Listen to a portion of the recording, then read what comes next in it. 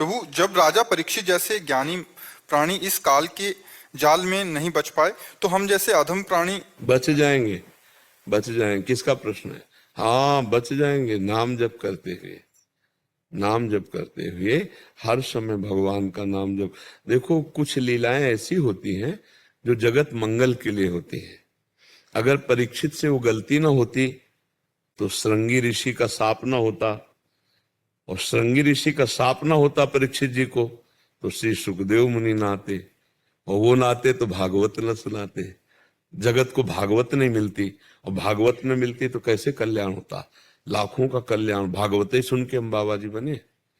हमारे बड़े भ्राता 30 मिनट शाम के रोज भागवत सुनाते थे, तो बाल्यावस्था में वही सुनकर लड़े, जीवन का लक्ष्य भगवान की प्राप्ति, भाग पड़े।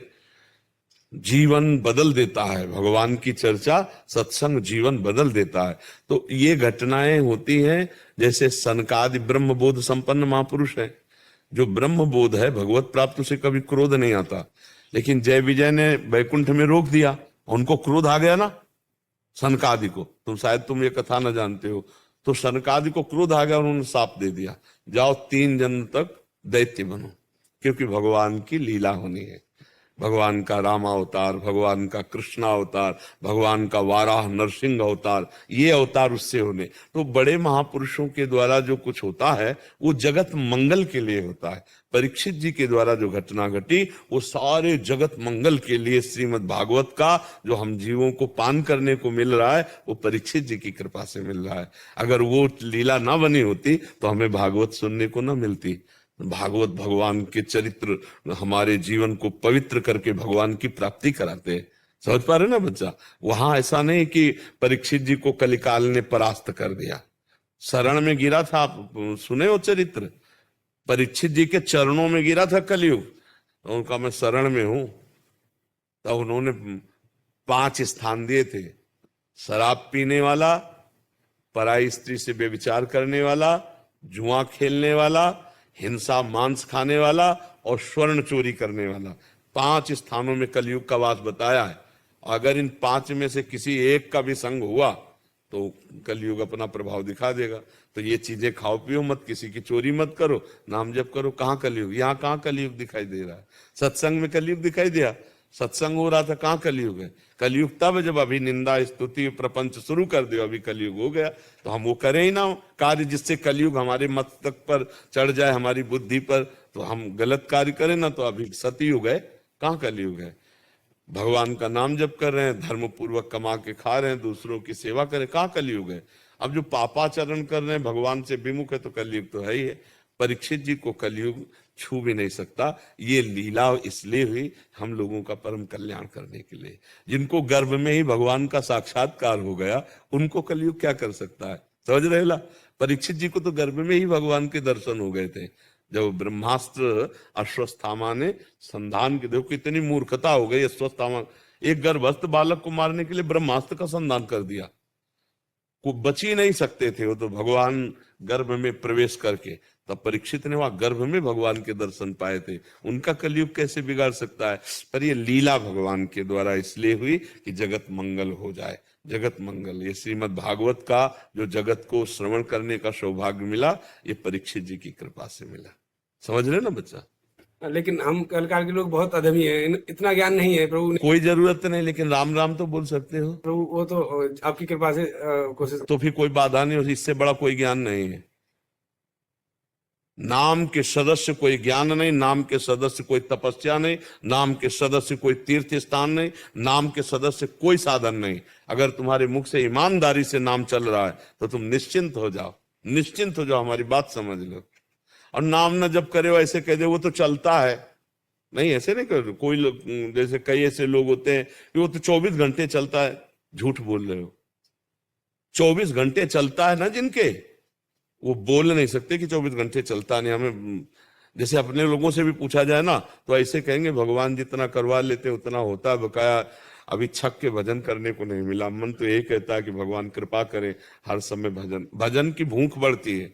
रात दिन भजन करने पर भी रोना आता है कि यार वो भजन नहीं हो रहा जैसा होना चाहिए। और लोग कह देते वो तो 24 घंटे चलता है, तो सोते कई बजे हो? झूठे होते हैं। अब हम उससे पूछना शुरू करें तो झूठा होता चला जाएगा, वो झूठ बोल रहा है कि हम 24 घंटे, जिनके 24 घंटे भजन होगा वो बोल ही नहीं सकते कि 24 घंटे भजन होता है।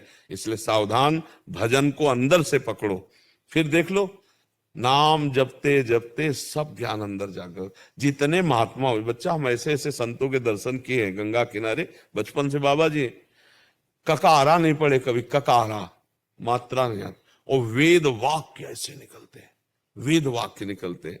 बस क्यों?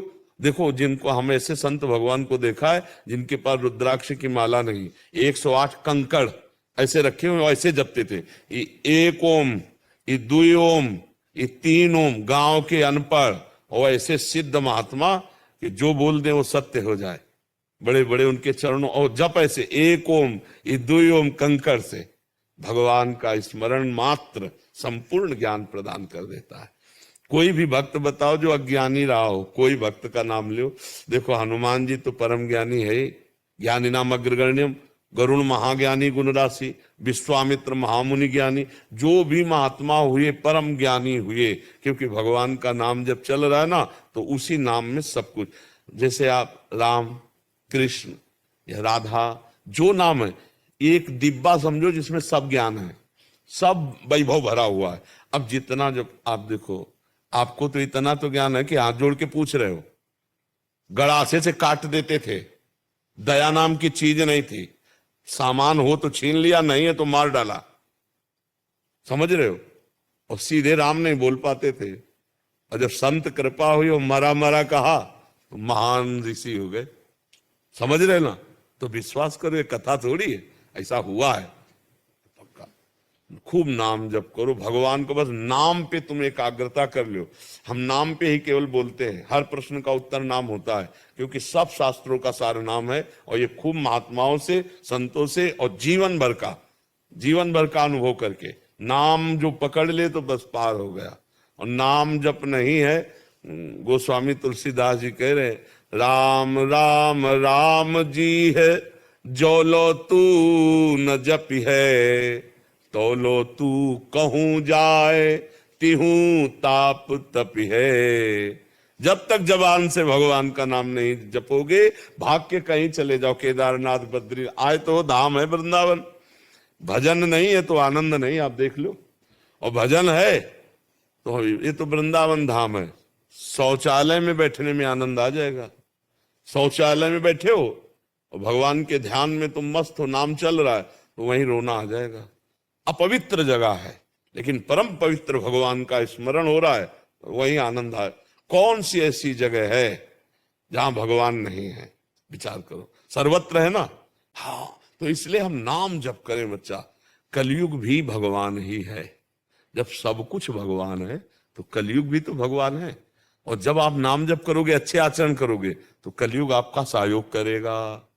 जब आप बुरे आचरण करोगे तो कलयुग आपको, देखो हम ऐसे समझो, जैसे हमारी भारत सरकार है और पुलिस व्यवस्था किए हुए, पुलिस व्यवस्था है ना, अगर आप सही चल रहे हो तो आपको पुलिस सपोर्ट करेगी, वही हमारी रक्षा कर रहे हैं और वही हमें पिटाई करके जेल भेज देंगे, है कि नहीं?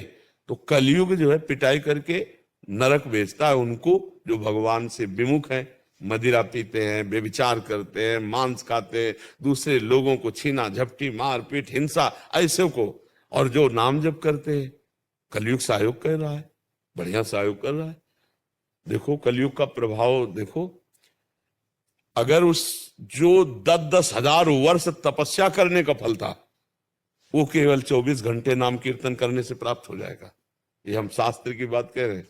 भगवान व्यास देव जी ने कलयुग की जय जयकार की है। जो बड़ी बड़ी तपस्याएं करने पर हजारों हजारों वर्ष फल मिलता था, 24 घंटे भगवान के नाम कीर्तन से मिल जाएगा।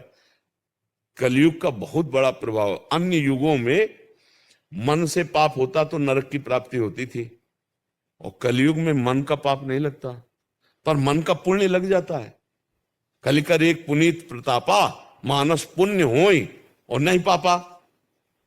कलयुग का बहुत बड़ा प्रताप, इसमें दोष भी है तो गुण भी है। तो अगर हम भगवान की शरण में, तो गुण वाला कलयुग हमें सहयोग देता है। और जब भगवान से विमुख होते, पापाचरण करते, तो फिर पिटाई करता है, दुर्गति करवा देता है। हमें डरना नहीं है। कलयुग में बहुत बड़ा गुण है। हाँ, कलयुग एक नाम मात्र जपने से भगवत प्राप्ति करा देता है। बहुत प्रणाम है कलयुग को। जो कलयुग में साधना सफल हो जाती है, वो और युगों में बहुत कठिनता थी। अब देखो, दाहिने पैर के अंगूठे के बल केवल खड़े हैं, दोनों हाथ उठा के 10,000 वर्ष तक तपस्या कर रहे हैं, तब कहीं उनके आराध्य देव प्रसन्न होते हैं। और यहाँ 24 घंटे नाम कीर्तन करके रो दो, भगवान को पुकारो, देखो आनंद की अनुभूति होने लगेगी। सारी बातें हम आपको कह रहे हैं कि जीवन भर यही अनुभव करते रहे, ऐसे भगवान रखे, ऐसे बाहरी कष्टों को गणना नहीं होती, उनके प्यार को देखा जाता है। तो विश्वास करो, कहीं कलयुग बाधा नहीं पहुंचा सकता। यदि नाम जप कर रहे हो तो और ज्ञान की जरूरत नहीं, अपने आप ज्ञान आ जाएगा। जो पढ़ लिख के ज्ञान होता है उससे माया पर विजय प्राप्त नहीं की जा सकती। जो हृदय से ज्ञान होता है उससे माया पर विजय प्राप्त की जाती। नहीं तो पढ़ लिख के सब माया पर विजय प्राप्त कर ले। बड़े बड़े शास्त्र को ज्ञान रखने वाले हैं, लेकिन माया में, माया मुक्त स्थिति नहीं। माया मुक्त स्थिति किसी संत महात्मा की चरण सेवा करने वाले, जो भक्तजन हैं, भजन करने वाले, समाज की सेवा करने वाले, उनके हृदय में जो ज्ञान होगा वो शुद्ध होगा, जो निष्काम भाव से करते हैं। और जहाँ प्रवचन है, सकामता है, रुपया पैसा मान, तो ये चीज अलग हो गई। ये भगवत प्राप्ति अलग है, ये अलग चीज हो गई। समझ रहे? तो नाम जप करो, खूब आनंद से रहो। कहीं कोई कलयुग नहीं है। आप बुरे आचरण ना करो, कलयुग है ही नहीं। आप बुरे आचरण करोगे, कलयुग है, कलयुग है। तो हमें नाम जप करना, अच्छे आचरण करना है, भगवान के चरित्र सुनना है और भगवान से जुड़े रहना है हर समय।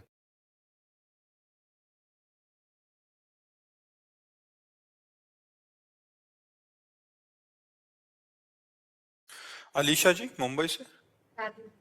राधे राधे महाराज जी। महाराज जी, निष्काम भक्ति क्या है और कैसे समझें? संसार में रहकर अपने इष्ट से और गुरु से कुछ मांगना चाहिए या नहीं? कभी कभी लगता है कि देखो, पहली बात इतनी समझ लो, जब तक हम देह भाव में हैं तब तक अभाव ही अभाव है।